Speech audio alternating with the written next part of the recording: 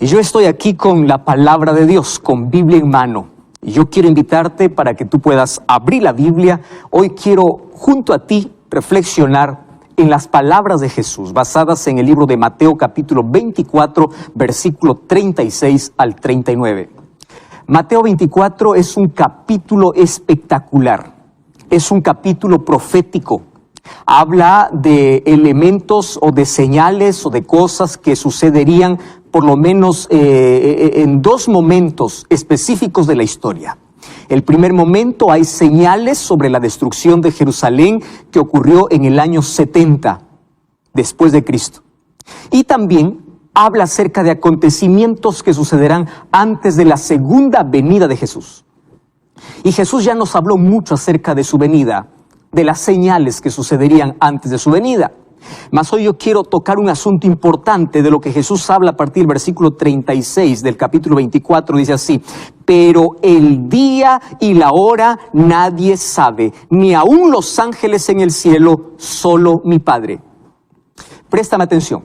Cada cierto tiempo muchas personas se levantan haciendo cálculos, diciendo: hemos descubierto el cronograma profético, Jesús va a volver en tal año, Jesús viene en tal año. Y eso hace que el corazón de las personas pueda endurecerse, eso hace que la incredulidad pueda avanzar. ¿Por qué? Porque allí dice: ¿y dónde está? Dijeron que viene tal año y no viene. Y estos son mentirosos. Mas Jesús ya nos dijo: el día y la hora nadie lo sabe. Y préstame atención a lo que te voy a decir ahora. Lo que no está descrito en la revelación es pura especulación. Te voy a repetir una vez más. Lo que no está escrito en la revelación, que es la palabra de Dios, es pura especulación. Y por allí ya vas a encontrar fechas diciendo, los cálculos proféticos dicen que Jesús viene en tal año. No. La Biblia dice que la venida de Jesús será un elemento sorpresa. Me encanta porque Jesús, al hablar de su venida, nunca habló de fechas, pero sí dijo: velad y orad. La palabra que más repite Jesús es: tienes que estar preparado. Yo no te digo cuándo voy a venir, lo que te voy a decir es que tienes que estar preparado. El día y la hora nadie lo sabe. Luego diría que Jesús viene como ladrón en la noche, no porque Él viene a robar a sus hijos, sino porque el ladrón no avisa. Entonces tú tienes que estar preparado. Jesús viene en el momento que menos lo esperas. La venida de Jesús no es una posibilidad, es la mayor realidad. Más el asunto es que nosotros tenemos que estar preparados todos los días.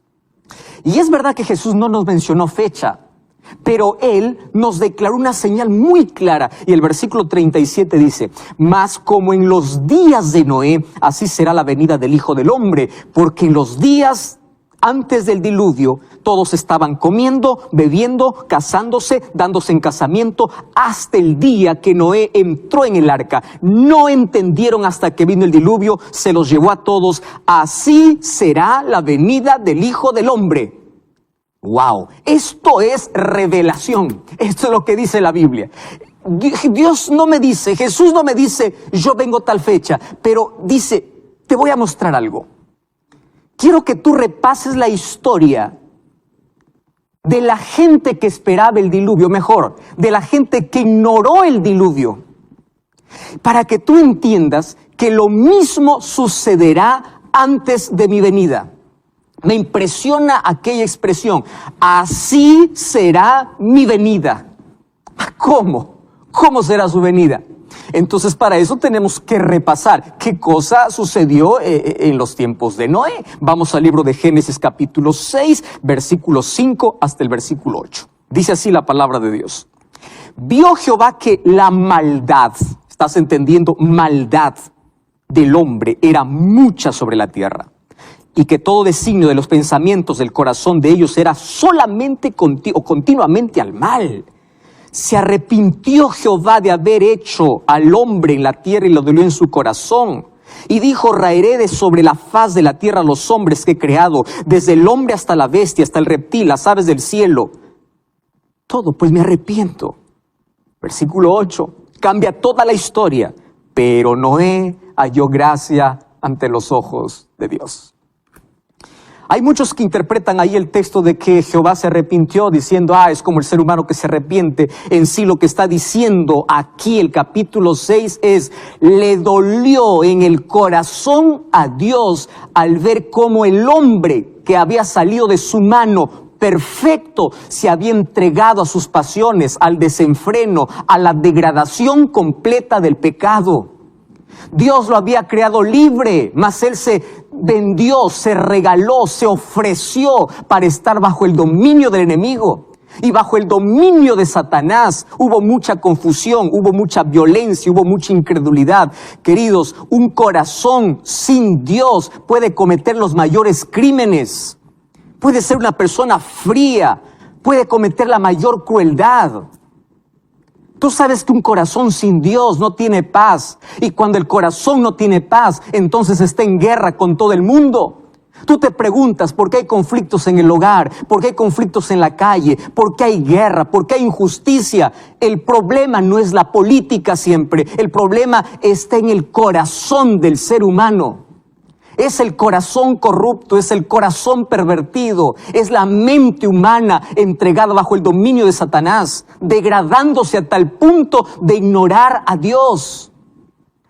Y aquí dice que esta generación había sacado primero a Dios de su vida. Présteme atención. Donde la presencia de Dios está, hay amor, hay paz, hay gozo. Pero cuando Dios no es invitado, cuando Dios no está presente, hay guerra, hay violencia, hay inmoralidad. ¿Qué cosa está haciendo hoy el ser humano? Está sacando a Dios de su vida. Está sacando a Dios de las escuelas. Se está prohibiendo los cursos de religión. Se está colocando Biblias en las cárceles, pero se está sacando de las escuelas, cuando en las escuelas se debe enseñar Biblia para que menos personas vayan a la cárcel. Se ha sacado a Dios del hogar.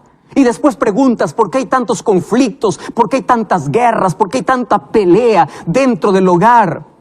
El problema es que cuando el ser humano no tiene paz, empieza a guerrear, empieza a pelear con todo el mundo y la violencia crece, la maldad crece. Créeme una cosa, lo que la sociedad hoy está viviendo afuera es un reflejo de lo que sucede en el hogar. Allí dentro de la casa se forman los violentos. Allí dentro de la casa se forman los asesinos. Allí dentro de la casa se forman los mayores crímenes. Porque el ser humano sacó a Dios de su vida. Y cuando saca a Dios de su vida, se entrega a la maldad completa. Y esto es triste. ¿Y sabes por qué es triste? Porque a esta situación hoy está llegando nuestra sociedad. Y yo quiero mostrarte en este momento brevemente las 3 I's que tenía el pueblo antediluviano. En primer lugar, la I de inmoralidad. La segunda I, la I de incredulidad. Y la tercera I, la I de insensibilidad. Te voy a repetir una vez más. Estas 3 I son peligrosas. Inmoralidad, incredulidad e insensibilidad. ¿Acaso no es esta la sociedad en la cual tú y yo estamos viviendo? Una sociedad inmoral, una sociedad incrédula, una sociedad insensible. Por eso es que hay tanta crueldad, padres que matan a sus hijos, hijos que planifican la muerte de sus padres, porque sacan a Dios de su vida. Y allí dice, así será la venida del Hijo del Hombre, la maldad será en extremo sobre la tierra. Mas aquí presenta algunas características. Dice que esta gente comía y bebía. No está diciendo que eso está mal, porque el matrimonio fue creado por Dios. Dios creó en el matrimonio en el Edén, casando a la primera pareja, Adán y Eva. Es así como Dios constituyó el hogar, hombre y mujer. Ese es el diseño divino. Y no está mal que la gente se case, no está mal que la gente coma. Lo que aquí está diciendo el texto es, ellos ignoraron a Dios y continuaron con su rutina como si nada pasara. Qué peligroso es ignorar la palabra de Dios. Qué peligroso es continuar con nuestra rutina, ignorando a Dios, sacando a Dios de nuestra vida. ¿Y sabes por qué es peligroso? Porque el ser humano se cree eterno. El ser humano hace planes, nunca pensando que ese puede ser su último día. Hasta que una prueba, una crisis viene, le sacude, le mueve y le dice, tú eres frágil. Hoy todo el mundo está amenazado por la muerte. Hoy todo el mundo está encerrado en sus casas porque hay algo que te sacude y te dice, mira, tú eres un ser humano pequeño, tú no tienes el control de todas las cosas. Pero si esas cosas no suceden, el ser humano continúa en su loca vida, ignorando a Dios. ¿Sabes qué cosa es lo que me preocupa? Estos antediluvianos sabían lo que iba a acontecer, pero siempre ignoraron las amonestaciones de Dios. 120 años Noé predicó. Algunos comenzaron creyendo y terminaron burlándose. Ahora te quiero hablar. ¿Cómo es posible que un creyente pueda pasar al terreno resbaladizo y peligroso de la incredulidad? ¿Tú sabes que es fácil? ¿Eso es fácil? Primero, todo ser humano nace creyente. La incredulidad es una elección en el camino. Todo ser humano nace con necesidad de Dios. Tú no puedes negar esa necesidad de Dios. Tú no puedes ocultar el vacío que tiene el corazón cuando no tiene a Dios. Tú eso no puedes. Todo ser humano nace creyente. Ahora, préstame atención. ¿En qué momento el ser humano pasa al otro lado? ¿O está entretenido? ¿O está distraído con las cosas? Mas yo quiero mostrarte algunas cosas interesantes. Número 1. El mensaje de Noé era un mensaje impopular. Quiere decir, no era un mensaje que les gustaba oír a las personas. Mucho cuidado cuando pasas por alto aquellos mensajes impopulares. Aquellos mensajes y amonestaciones que vienen de parte de Dios. Hay personas que solamente les gusta escuchar aquello que les conviene, aquello que tiene que ver con prosperidad, aquello que tiene que ver con un milagro inmediato, mas no con salvación, no con juicio, no con gracia. Mucho cuidado, el mensaje de Noé era un mensaje impopular. Y por ser un mensaje impopular, la gente terminó ignorando. ¿Por qué impopular? Noé hablaba de un diluvio. ¿Cómo diluvio? La Biblia dice que hasta que llegó el diluvio, ni una gota caía del cielo. De la tierra salió un vapor para regar a todas las plantas. ¿Cómo vas a creer que un diluvio va a haber? Hoy la mente posmoderna se burla de aquel creyente. Dice que el creyente tiene la mente cerrada. No, querido, no tiene la mente cerrada. Tiene la mente iluminada con la palabra de Dios.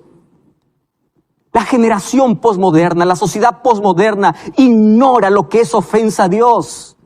Está acostumbrado a ofender a Dios.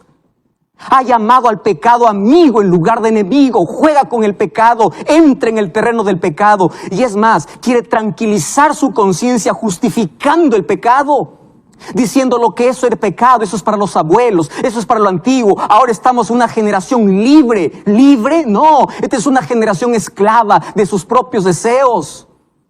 Esta es la generación esclava de las luces. Esta es la generación esclava de sus caprichos.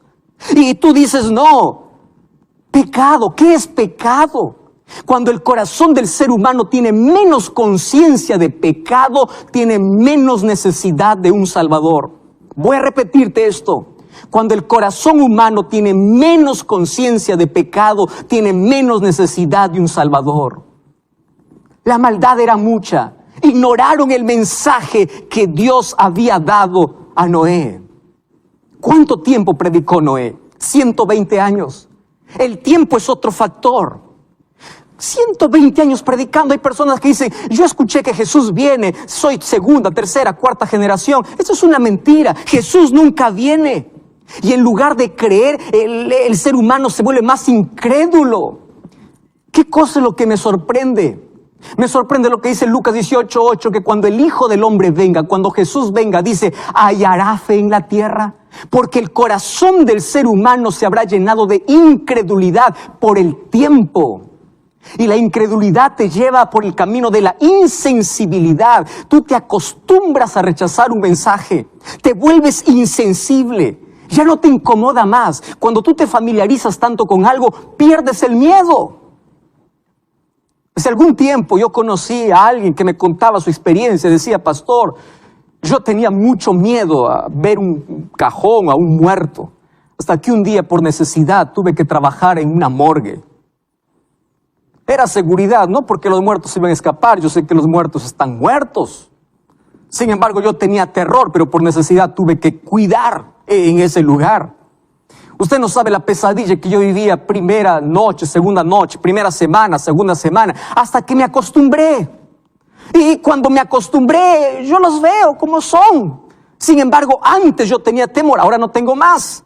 Yo con esto no te estoy diciendo que tú debes tener miedo a los muertos, porque los muertos están en su tumba, los muertos no tienen conciencia, los muertos están descansando. Mas voy a ese sentido, cuando tú te familiarizas tanto con algo, pierdes el miedo. Cuando tú escuchas un mensaje de Dios y no lo aceptas en tu corazón, entonces tu corazón va formando una capa dura. Cuando hablo de corazón estoy hablando de tu mente.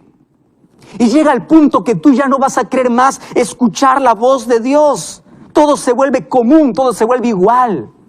Hasta que un día despertaron. Era un día de fiesta. Era un día de boda. Era un día de comida, de bebida. Todo el mundo en sus quehaceres. Y apareció en el cielo una pequeña nube negra. El primer trueno, imagino que alarmó a toda la gente, porque hasta ahí nunca se había escuchado un trueno. Y de pronto comenzó a caer. Y se rompieron las cataratas del cielo, comenzó a caer agua del cielo, y del abismo de la tierra salió agua, y la gente antediluviana corría desesperada. ¿A dónde? Al lugar que siempre estuvo invitándoles, pero que nunca aceptaron. Fueron para el arca. Noé, ábrenos, Noé, ábrenos. Y por más que Noé quería abrir la puerta, él no podía, porque Dios mismo cerró la puerta. Y quiero que entiendas algo. Hoy la gracia está abierta, hoy la gracia está disponible, pero no siempre estará abierta. El libro de Apocalipsis capítulo 3, versículo 7, mira lo que dice la palabra de Dios. Apocalipsis capítulo 3, verso 7. Escribe el ángel de la iglesia en Filadelfia. Esto dice el santo, el verdadero, el que tiene la llave de David. Llave significa autoridad. El que abre y ninguno cierra, pero cuando cierra, ninguno abre. Esto es la salvación. Mientras Cristo está intercediendo, nada puede impedir que tú puedas tener perdón, pero un día se cerrará la gracia. Y cuando voy al libro de Apocalipsis capítulo 15, versículo 8, dice que Jesús saldrá del lugar santísimo, del santuario. El templo se llenó de humo por la gloria de Dios. Nadie podía entrar y 7 plagas cayeron sobre la tierra. Un día se cerrará la oportunidad en el cielo. Así como para los antediluvianos se cerró la puerta del arca, hoy se cerrará la puerta de la gracia. Sí, se cerrará. ¿Recuerda la parábola de las 10 vírgenes? Cuando llegó el novio, solamente las que estaban preparadas entraron a la fiesta. Y cuando vinieron aquellas que no estaban preparadas y les dijo, ábrenos, le dijo, no los conozco, porque la puerta estaba cerrada. Eso significa que antes de la venida de Jesús, la gracia se cerrará en el cielo. Y présteme atención, nadie sabe absolutamente cuándo Jesús deja de interceder. Hoy por las señales sabemos que cada día está más próximo el regreso de Jesús. Estamos sabiendo de que vivimos en el tiempo final de la historia, pero nadie sabe cuándo Cristo cierre la puerta en el cielo. Pero esta gracia se puede cerrar para hoy, para ti, para millones de personas. Tú dices, pastor, ¿cómo es que esa puerta se puede cerrar para mí hoy? Pero un momento, hay 3 momentos en que se cierra esa puerta. El primer momento es lo que la Biblia registra, cuando Cristo deje de interceder en el cielo. Cuando Jesús salga del santuario, no habrá más gracia, no habrá más Espíritu Santo llamándote, no habrá más salvación. Apocalipsis 22:11 dice que el justo siga justo, el que es injusto siga injusto. Se acabó, se cerró. Por eso hoy es el día de oportunidad. Es hoy, no es mañana. ¿Y cuál es?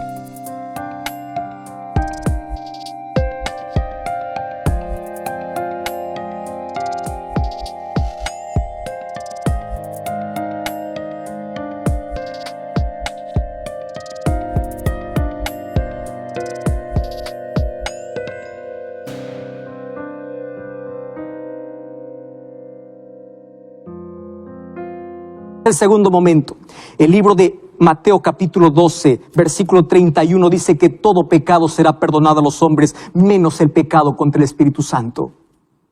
Ya no hay gracia para aquel que peca contra el Espíritu Santo. Pastor, ¿qué es pecado contra el Espíritu Santo? No es un acto, querido. Si tú ya te preguntaste, ¿ya habré pecado contra el Espíritu Santo? Con seguridad no has pecado contra el Espíritu Santo. Pecar contra el Espíritu Santo es perder la conciencia, perder la sensibilidad, rechazar a Cristo tanto que ya no tienes más necesidad de perdón. Y si no tienes más necesidad de Dios, entonces no hay perdón para ti, porque solamente el perdón es ofrecido para aquellos que reconocen su necesidad, para aquellos que quieren cambiar. Y si en tu corazón tienes una lucha con el vicio, con la droga, en tu corazón tienes una lucha, has pecado, has abortado, has asesinado, no importa tu pecado, hay gracia para ti. Hay perdón para ti mientras tengas necesidad de Dios. Pecado contra el Espíritu Santo es una resistencia continua donde el ser humano se aleja tanto que no quiere saber más de Dios. Entonces no me digas que pecaste contra el Espíritu Santo si estás viendo este programa. No me digas que pecaste contra el Espíritu Santo si estás incómodo con tu vida. Y en el libro de Santiago capítulo 4 versículo 17 y versículo 18 habla de un tercer momento. Y dice, vamos, aquellos que dicen vamos a hacer este plan hoy y mañana, pero nadie sabe qué es el mañana, porque ¿qué es vuestra?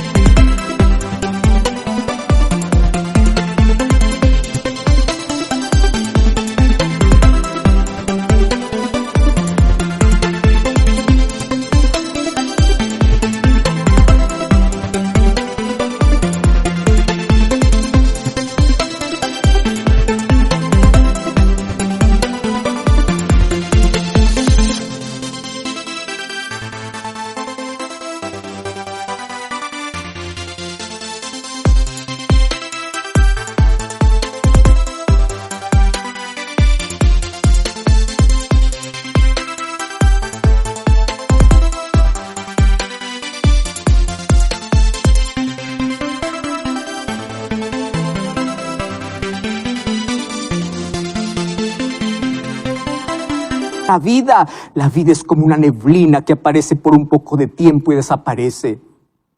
¿Sabes cuál es ese tercer momento? Cuando la muerte llega.